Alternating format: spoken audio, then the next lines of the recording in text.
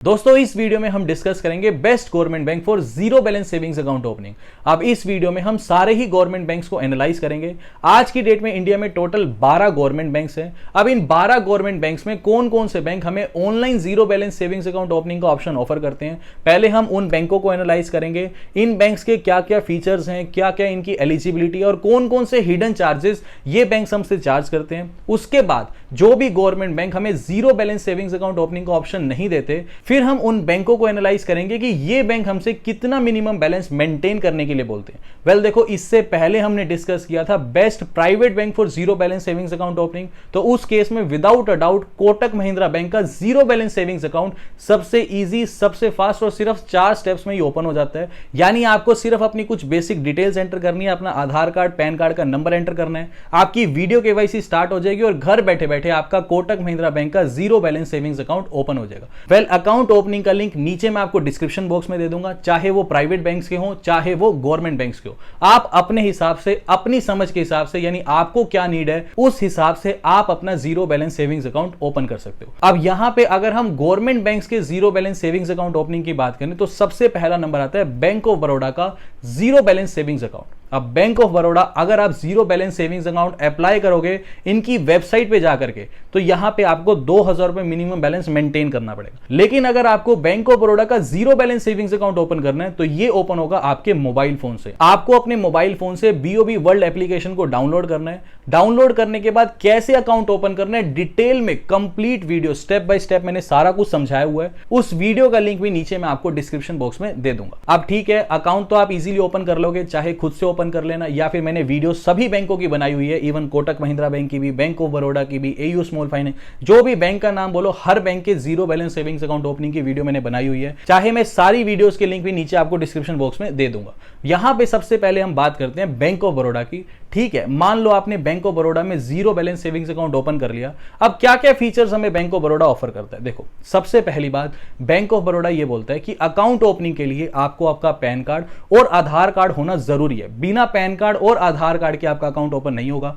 दूसरी तरफ अगर जैसे मैंने आपको बताया पहले कोटक महिंद्रा बैंक का, यहां पे अगर आपके पास आधार कार्ड नहीं भी है ना, यानी आपके आधार कार्ड से कोई भी मोबाइल नंबर लिंक नहीं है, तब भी यहां पे आपका अकाउंट ओपन हो जाता है, सिर्फ पैन कार्ड मैंडेटरी है। दूसरी तरफ बैंक ऑफ बड़ौदा की अगर हम बात करें तो इस केस में आपके आधार कार्ड से रजिस्टर्ड मोबाइल नंबर भी होना चाहिए और पैन कार्ड भी होना चाहिए अगर आपको अकाउंट ओपन करना है। इन सब के अलावा आपकी एज कम से कम 18 साल होनी चाहिए अगर घर बैठे बैठे वीडियो केवाईसी के माध्यम से आप बैंक ऑफ बड़ौदा का zero balance savings account open करना चाहते हैं। इन सब के अलावा बैंक ऑफ बड़ौदा का जो ये जीरो बैलेंस सेविंग्स अकाउंट है, इसका नाम है B3+ अकाउंट। यहां पे अब आपके मन में एक सवाल आएगा, ठीक है मैं अपना अकाउंट ओपन कर लेता हूं, अब जो मुझे डेबिट कार्ड मिलेगा उस डेबिट कार्ड की क्या फीस रहेगी। देखो यहां पर बैंक ऑफ बड़ौदा ये बोलता है कि जो भी आपको physical debit card welcome kit के अंदर आपके घर पर डिलीवर किया जाएगा, उस डेबिट कार्ड की जो फीस है पहले साल आपको फ्री ऑफ कॉस्ट है, यानी कोई भी फीस नहीं देनी। यानी कहने का मतलब यह है कि कोई भी ज्वाइनिंग फीस नहीं है। उसके बाद अगले साल से हर साल आपको 150 रुपए प्लस 18% जीएसटी यानी 177 रुपए बैंक ऑफ बड़ौदा को पे करने। इन सब के अलावा इस बैंक ऑफ बड़ौदा के डेबिट कार्ड से अगर आप किसी भी दूसरे बैंक के एटीएम से जाकर के कैश विड्रॉ करोगे और अगर आप किसी मेट्रो सिटी में रहते हो तो महीने की सिर्फ 3 ट्रांजैक्शन फ्री है। उसके बाद हर ट्रांजैक्शन के पीछे आपको 21 रुपए का चार्ज पे करना पड़ेगा। और अगर आप किसी भी अर्बन एरिया में रहते हो तो 5 ट्रांजैक्शन मंथली फ्री है अगर आप बैंक ऑफ बड़ौदा के एटीएम से किसी दूसरे बैंक के एटीएम में जाकर के कैश विड्रॉ करते हो। इन सब के अलावा अगर आप बैंक ऑफ बड़ौदा के एटीएम से, अगर बैंक ऑफ बड़ौदा के ही एटीएम मशीन में जाकर के कैश विड्रॉ करते हो तो इस केस में monthly unlimited number of transactions free हैं। अब एक चीज का ध्यान आपको यह भी रखना है कि जब आप बैंक ऑफ बड़ौदा का zero balance savings account open करेंगे तो जो भी आपकी अकाउंट ओपनिंग की डिटेल्स है, जैसे कि आपका अकाउंट नंबर, आपका IFSC कोड, आपके डेबिट कार्ड की डिटेल्स, आपका CVV नंबर, ये सारी डिटेल्स आपको ईमेल पे भेजी जाती है। अब ये सारा कुछ आता है एक पासवर्ड प्रोटेक्टेड फाइल के अंदर। उस पासवर्ड प्रोटेक्टेड फाइल का जो पासवर्ड है, जो आपका पैन कार्ड का नंबर है, वही उस फाइल का पासवर्ड है। तो जब आप अकाउंट ओपन करें तो इस बात का भी जरूर ध्यान रखें। इन सब के अलावा एक सबसे जरूरी सवाल यह आता है कि ठीक है बैंक ऑफ बड़ौदा में मैं अपना zero balance savings account open कर लेता हूं, लेकिन मुझे कितना rate of interest bank of Baroda offer करेगा। तो इस केस में बैंक ऑफ बड़ौदा यह बोलता है कि आप अपना zero balance savings account bank of Baroda में ओपन करिए। इस केस में बैंक ऑफ बड़ौदा आपको 2.75% का रेट ऑफ इंटरेस्ट ऑफर करता है अगर आप अपना पैसा सेविंग्स अकाउंट में रखते हो। इन सब के अलावा B3+ अकाउंट का एक ड्रॉबैक यह है कि इस केस में आपको चेकबुक नहीं मिलती, यानी जब आप अपना अकाउंट ओपन कर लोगे तो वेलकम किट के अंदर आपको सिर्फ डेबिट कार्ड ही मिलेगा। चेकबुक अगर आपको चाहिए तो इस केस में बैंक ऑफ बड़ौदा फिर ये बोलते हैं कि आपको फिर मिनिमम बैलेंस मेंटेन करना पड़ेगा। अब दूसरा अकाउंट हम देखते हैं जो गवर्नमेंट बैंक का जो zero balance savings account offer करता है, दूसरा बैंक है स्टेट बैंक ऑफ इंडिया। अब एसबीआई जो कि इंडिया का सबसे बड़ा बैंक है, यहां पर ये भी आपको ऑप्शन देता है zero balance savings account opening का। अब अगर आपको एसबीआई में अपना zero balance savings account open करना है तो इसके लिए सबसे पहले आपको एसबीआई की योनो एप्लीकेशन को इंस्टॉल करना होगा।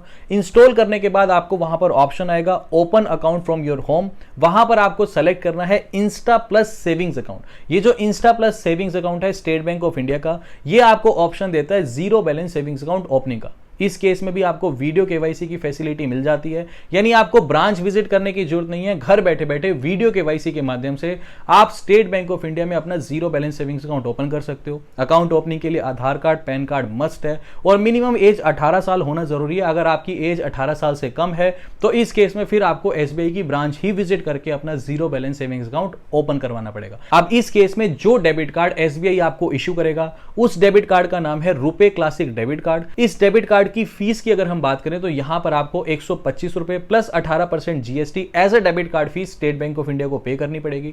अब ठीक है, ये डेबिट कार्ड मेरे घर पर आ गया। अब सवाल ये आता है कि इस डेबिट कार्ड से मैं कितनी बार ट्रांजैक्शन कर सकता हूं किसी भी एटीएम में जाके। तो यहां पर state Bank of India simply ये बोलता है कि चाहे आप स्टेट बैंक ऑफ इंडिया के एटीएम से कैश विड्रॉ करो या किसी भी दूसरे बैंक के एटीएम से कैश विड्रॉ करो, महीने की केवल आप सिर्फ 4 ट्रांजैक्शन ही आपको फ्री मिलेंगी। अगर आप 4 ट्रांजैक्शन से ज्यादा ट्रांजैक्शन करते हो तो हर ट्रांजैक्शन के लिए आपको 15 रुपए प्लस 18% जीएसटी के हिसाब से स्टेट बैंक ऑफ इंडिया को फीस पे करनी पड़ेगी। इन सब के अलावा एक सबसे जरूरी सवाल यह आता है कि आपको सेविंग्स अकाउंट पर और फिक्स डिपॉजिट पर कितना rate of interest state Bank of India offer करता है। तो यहां पर सेविंग्स अकाउंट के ऊपर आपको 2.70% का rate of interest state Bank of India offer करता है। यह रेट ऑफ इंटरेस्ट सेम है बैंक ऑफ बड़ौदा से। बैंक ऑफ बड़ौदा भी 2.70% का ही रेट ऑफ इंटरेस्ट ऑफर कर रहा था अपने सेविंग्स अकाउंट पे। और अगर आप स्टेट बैंक ऑफ इंडिया में एक फिक्स डिपॉजिट ओपन करते हो 1 साल के लिए तो इस केस में आपको 5.10% का rate of interest state Bank of India offer करता है।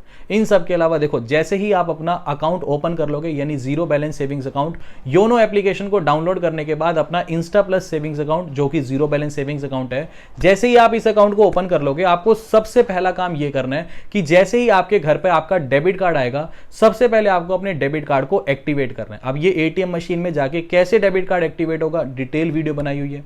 डेबिट कार्ड एक्टिवेट होने के बाद आपको अपनी योनो एप्लीकेशन को एक्टिवेट करना है। योनो एप्लीकेशन कैसे एक्टिवेट करनी है, कैसे उसे यूज करना है, इसके ऊपर भी डिटेल वीडियो बनाई हुई है। तीसरा और लास्ट स्टेप यह है कि आपको थर्ड स्टेप में अपनी एसबीआई की इंटरनेट बैंकिंग को एक्टिवेट करना है। अब इंटरनेट बैंकिंग एसबीआई की कैसे एक्टिवेट करनी है इसके ऊपर भी डिटेल वीडियो बनाई हुई है। आप चैनल को विजिट करके इजीली ये सारी की सारी वीडियोस देख के अपना कंप्लीट एसबीआई का अकाउंट रेडी कर सकते हो। अब जो थर्ड गवर्नमेंट बैंक है जो आपको zero balance savings account opening का ऑप्शन देता है, इसका नाम है इंडियन पोस्ट पेमेंट बैंक यानी आपका पोस्ट ऑफिस। अब इस केस में भी वही सेम रूल्स हैं, यानी आपकी एज 18 साल से ज्यादा होनी चाहिए, तभी आप घर बैठे बैठे ऑनलाइन अपना zero balance savings account Indian post payment bank में ओपन कर सकते हो। इसका एक डिसएडवांटेज ये है कि वीडियो केवाईसी का ऑप्शन आपको नहीं मिलता। अकाउंट तो आपका खुल जाएगा, यानी आपको इंडियन पोस्ट पेमेंट बैंक की ऐप को इंस्टॉल करना है, इजीली वही कुछ बेसिक डिटेल्स एंटर करनी है, Aadhaar card, PAN card number enter करना है, अपना ऑक्यूपेशन यानी अपनी बेसिक डिटेल्स एंटर करनी है और आपका अकाउंट ओपन हो जाएगा। लेकिन वीडियो केवाईसी का ऑप्शन आपको इंडियन पोस्ट पेमेंट बैंक नहीं देता।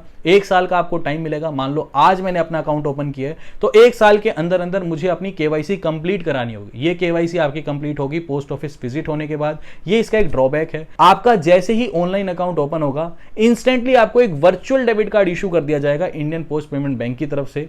फिजिकल डेबिट कार्ड फिर आपके घर पर डिलीवर होगा। जो ये वर्चुअल डेबिट कार्ड है इसकी भी fees Indian post payment bank आपसे चार्ज करता है, यानी 25 रुपए की फीस आपको इंडियन पोस्ट पेमेंट बैंक को पे करनी पड़ेगी।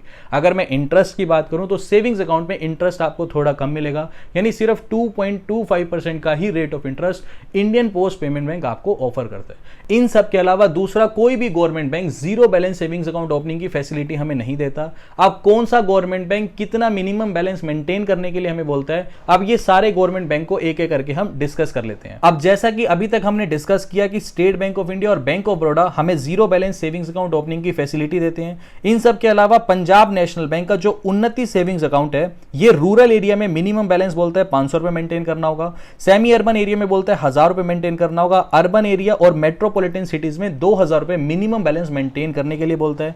ऐसे ही कैनरा बैंक रूरल एरिया में 500 रुपए मिनिमम बैलेंस मेंटेन करने के लिए बोलता है और 1000 रुपए सेमी अर्बन, अर्बन और मेट्रो सिटीज में 1000 रुपए मेंटेन करने के लिए कैनरा बैंक हमें बोलता है। इन सब के अलावा यूनियन बैंक ऑफ इंडिया हमें यह बोलता है कि अगर आप अर्बन या मेट्रो सिटी में रहते हो तो आपको 500 रुपए मिनिमम बैलेंस मेंटेन करना है, अगर आप रूरल एरिया में रहते हो तो 100 रुपए मिनिमम बैलेंस मेंटेन करना है और अगर आप सेमी अर्बन एरिया में रहते हो तो सिर्फ 250 रुपए मिनिमम बैलेंस आपको मेंटेन करना है। ऐसे ही बैंक ऑफ इंडिया की अगर हम बात करें तो रूरल और सेमी अर्बन एरिया में 500 रुपए मिनिमम बैलेंस मेंटेन करना है और 1000 रुपए आपको मेंटेन करना है अगर आप अर्बन या मेट्रो सिटी में रहते हो। इंडियन बैंक की अगर हम बात करें, अगर आप कोई भी चेकबुक नहीं लेना चाहते तो 250 रुपए मेंटेन करना है, अगर आप चेकबुक लेना चाहते हो तो 500 रुपए मिनिमम बैलेंस मेंटेन करना है। सेंट्रल बैंक ऑफ इंडिया की अगर हम बात करें तो मेट्रो और अर्बन एरिया में 2000 रुपए आपको मिनिमम बैलेंस मेंटेन करना है, सेमी अर्बन एरिया में आपको 1000 रुपए मिनिमम बैलेंस मेंटेन करना है और रूरल एरिया में आपको 500 रुपए मिनिमम बैलेंस मेंटेन करना है। इंडियन ओवरसीज बैंक की अगर हम बात करें तो रूरल और सेमी अर्बन एरिया में अगर आप चेकबुक नहीं लेना चाहते हो तो सिर्फ 100 रुपए मिनिमम बैलेंस मेंटेन करना है,